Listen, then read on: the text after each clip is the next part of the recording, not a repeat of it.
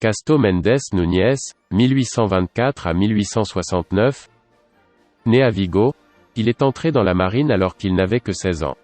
Ses premières années de service furent une de prosternation pour la marine. C'est peut-être pour cette raison que le premier événement significatif de sa digne carrière ne s'est produit qu'en 1861, lorsque le capitaine de frégate de l'époque Mendes Núñez, commandant la frégate Constancia, a joué un rôle important dans la lutte contre la piraterie philippine. L'héroïque conquête de la forteresse de Pagalugan a pris l'approche de son propre navire. Son exploit lui a valu d'être promu capitaine du navire. En 1864, malgré sa jeunesse, il reçut le commandement de la frégate blindée Numancia, un nouveau navire dont les conditions de navigation n'étaient pas absolument sûres.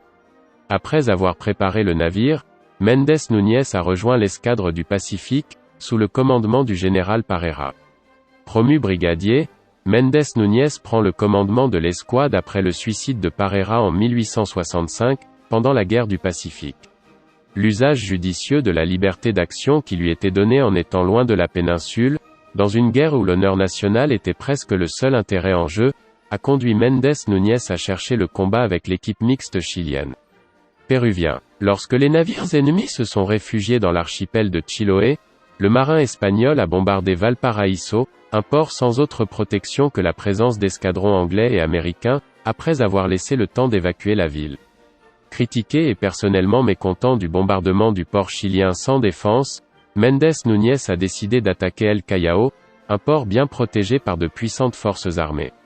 Dans le combat, dans lequel les navires de l'escadre espagnole ont payé un prix élevé pour la victoire, Mendes Núñez a été blessé après avoir écrit ce qui, vu de la perspective de l'époque, était l'une des pages les plus mémorables de l'histoire de la marine. De retour en Espagne, et après avoir refusé une promotion au grade de lieutenant général qu'il croyait immérité, il accepta la vice-présidence de l'amirauté. Malade, il se retire à Pontevedra, où il meurt à l'âge de 45 ans. Il fut inhumé au Panthéon des illustres marins le 28 juillet 1883.